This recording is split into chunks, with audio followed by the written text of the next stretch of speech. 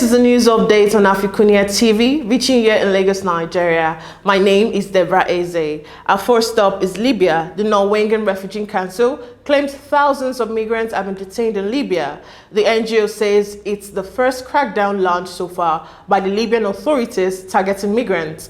A human rights worker for the Norwegian Refugee Council claims that up to 5,000 refugees may have been detained in Libya since Friday. The allegations were made on Sunday following a crackdown on Friday by the Libyan police force against migrants. And moving on, Amnesty International Monday urged Ethiopian Prime Minister Abiy Ahmed to enhance the human rights situation in the country after he was sworn in for his second 5-year term in a nation that's in the grip of a nearly year-long war. Fiesa Tekli, who is a researcher with the organization, said that Ahmed should also use his new mandate to ensure accountability for human rights violations that have happened in the past. And still in Ethiopia troops and the military in the country's Amhara region have been mobilizing following a series of attacks by Tigray forces. The war that began last November was confined at force to Ethiopia's sealed-off northern Tigray region. Accounts of atrocities often emerged long after the accord. Tigrayans described gang rapes, massacres, and forced starvation by federal forces and their allies from Amhara and neighboring Eritrea. And also in Democratic Republic of Congo, schools have reopened, but the threat of teacher strike looms large on the horizon.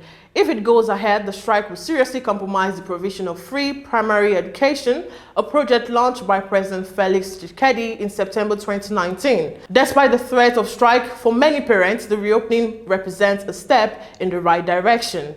And we move to Nigeria, where the military on Monday began an operation in the southeast as part of efforts to address rising insecurity in the region.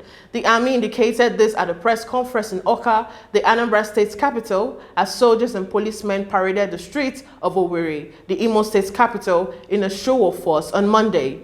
And still in Nigeria, the opposition against zoning of the 2023 presidency continued on Monday with a coalition of over 60 northern groups, describing it as undemocratic. The CNG warned that any political party which takes any steps to block the window for the possible emergence of a northern presidential candidate will be rejected. The organization also threatened to revoke the property of any person in the north who may decide to obey the 1-month sit-at-home directive issued by indigenous people of Biafra.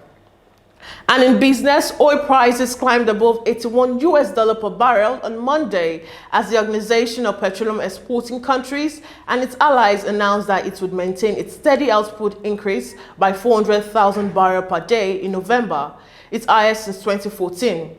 OPEC also said Nigerian crude oil production slipped by 130,000 barrels per day in the third quarter of the year.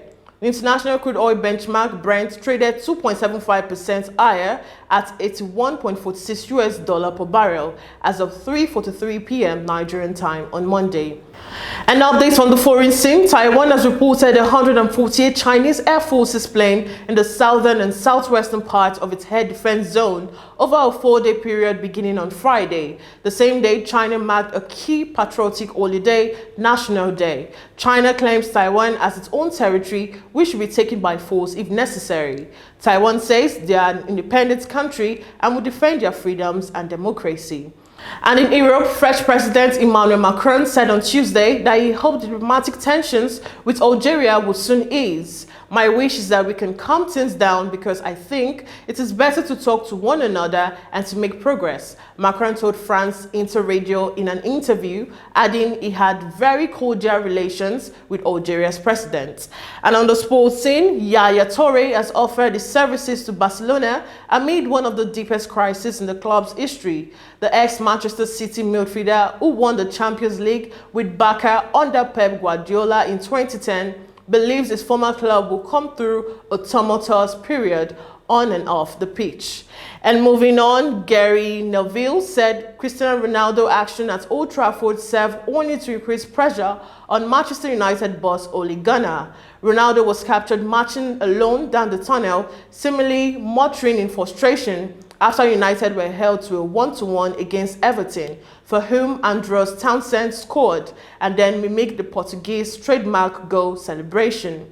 And finally, Tyson Fury says Deontay Wilder's mind game don't work and has shrugged off suggestion that his American rival will stay silent in their final press conference. Fury will be reunited with Wilder in front of the watching media on Wednesday ahead of the WBC heavyweight title fight in Las Vegas this weekend. And we've come to the end of today's news updates. Don't forget, you can catch up with us on Jointum and Pangram, and also visit our website on www.africunia.tv to stay connected and updated with our news and programs. Once again, my name is Deborah Ezeh. Bye for now.